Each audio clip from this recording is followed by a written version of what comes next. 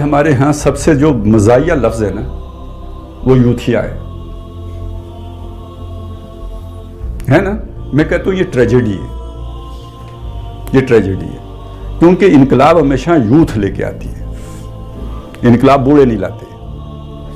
बूढ़े जब आदमी 40 साल से ऊपर जाते हैं, वो अपने आप को एडजस्ट करता है एग्जिस्टिंग सिस्टम के साथ, क्योंकि अब उसके बच्चे हैं, उसका कारोबार है, उसकी, यानी वो 40 साल के बाद तब्दीली पसंद नहीं रहता, वो उसके अंदर अडॉप्ट करने की जो है वो आ जाती है कि जो कुछ हो रहा है चले इसी के साथ अपने आप को एडजस्ट कर लो। ये यूथ होती है जो इनकलाब लाती है। ये बाउसूल होते हैं, अभी आइडियलिस्टिक अप्रोच होती है ना इनकी, ये होते हैं कि जो इनकलाब लाते हैं। और जब इनकलाब के नाम पे उनके साथ धोखा होता है तो उनकी बाकी जिंदगी इनकलाब के नाम पर कानून को हाथ लगाते गुजरती है। हमारी अगर आप जो है ना, जनरेशन आफ्टर जनरेशन ये धोखा हुआ है। 47 में लोगों ने कुर्बानियां दी, उसका जो नतीजा निकला तो वो तो पूरी नस्ल तौबा कर गई ना। वो गए, कोई कनाडा गया तो कोई अमेरिका गया तो कोई किधर गया, उन्हें क्या जद्दफ, ओह ये वो शहर नहीं जिसका इंतजार था, ये तो कोई और ही शहर तुलू हो गई है, वो भाग गए। अब उसके बाद एक नई, जैसे वो कौम बनी इसराइल में 40 साल के बाद एक नई नस्ल तैयार हो गई थी। वो पहलू ने कहा फजा बनता व रब्बो का फ़कातिला इन्ना हाउना कायदून, 40 सालों में नए तैयार हुए, वो लड़े, अल्लाह ने फतह दे दी। तो यहाँ भी तो अब नौजवान एक खेप गई, 20-25 साल में नई खेप आ जाएगी नौजवानों की। लिहाजा वो 77 की तहरीक की नज़र हो गए, निज़ाम मुस्तफ़ा की तहरीक चली, और उसके बीच से जो शय बरामद हुई वो मर्द मोमिन मर्द हक था।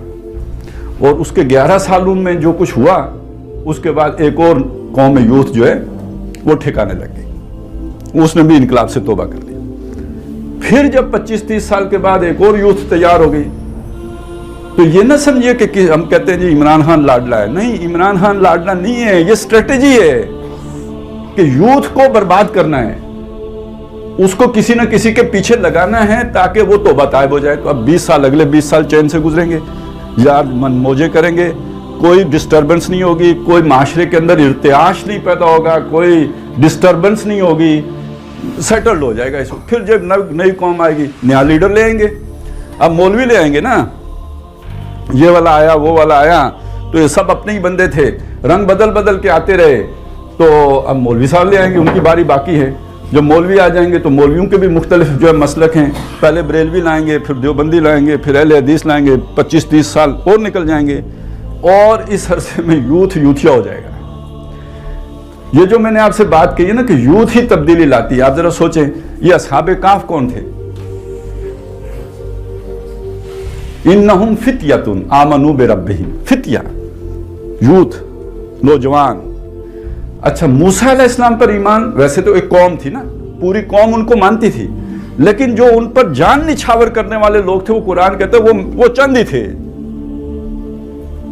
वगरना ये कि वहां पे जो बुजुर्ग हजरात थे वो तो एडजस्ट हो चुके थे निजाम के साथ। वो तो कहते हैं मूसा आप ये शरारत न करो, ये बल्कि ये कि जब वो निकल ही आए तो पीछे फिरौन आ गया, तो उन्होंने कहा इन्ना ला मुद्राकून, हम तो मारे गए। मूसा मरवा देता है, आराम से खा पी रहे थे पराठे, और तुमने ये ना काम करके तो हमारा सत्यानाश फिरवा दिया। बड़ी सख्त बहसें की, वो तौरात में ज्यादा, कुरान ने तो इतनी बात की है, लेकिन तौरात में आपको उसकी ज्यादा तफसीलात मिल जाएंगी। तो असल में हजरत मूसा की जो टीम थी, जो उनके पर जान निछावर, वो नौजवानों की थी। अच्छा, इब्राहिम अलैहिस्सलाम का जो जिक्र आता है, जब उन्होंने वो बुत तोड़े थे, तो उसका भी जिक्र आता है कि उन्होंने पूछा ये किसने ये काम किया है। तो कुछ लोग जो हजरत इब्राहिम को जानते थे, उन्होंने कहा कि हम जानते हैं एक नौजवान को जो इनका तज़किरा किया करता था, यानी इनका बुरा जिक्र किया करता था। तो वो भी नौजवान थे। हुजूर सल्लल्लाहु अलैहि वसल्लम के साथ जो लोग आए वो कौन थे? आपकी अपनी उम्र 40 साल, बाकी सारे ही तकरीबन आपसे छोटे, यानी आपसे करीब 3 हजरत अबू बकर थे जो 37.5 साल की उम्र थी, हजरत अली तो बिल्कुल ही यंग थे, बाकी सारे इसके बीच बीच में टीनेजर भी थे। ये मुसअब बिन उमैर 14 साल उम्र थी। तो ये समझ लीजिए कि किसी भी कौम का जो असासा होते हैं, खासतौर पे इनकलाब के एतबार से, यूं समझिए जो कोर टीम होती है इनकलाब के एतबार से, जो उसकी जो न्यूक्लियस होता है रेवोल्यूशनरी पार्टी का, वो नौजवानों पर मुश्तमिल होते हैं।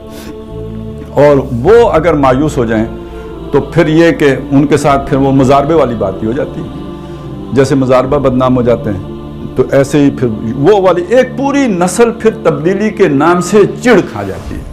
जैसे आज माशरे में लोग मुजारबे से चिढ़ खाते हैं तो उसे 420 के मुतरादिफ समझते हैं, हालांकि मुजारबा एक दीनी इस्तिलाह है, मुशारका के मुकाबले में के साथ जो है एक मुजारबा है, तो लेकिन वो बदनाम हो गया तो वो लफ्ज़ ही बदनाम हो गया, बेशक दीनी जो है वो इस्तिलाह हो। इसी तरह ये यूथ बदनाम हो गया।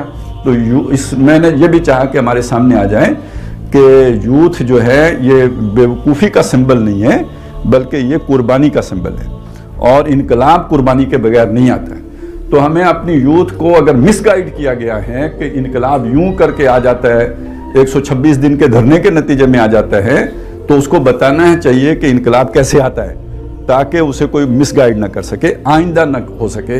तो ये जब तक हम इसे तफसील से नहीं पढ़ेंगे तो उस वक्त तक ये बात हमें नहीं समझ आएगी, तो हम किसी को कैसे समझाएंगे, किसी और दूसरे मायूस आदमी को कैसे उम्मीद दिलाएंगे, जब तक कि हम खुद इस बात को नहीं समझेंगे।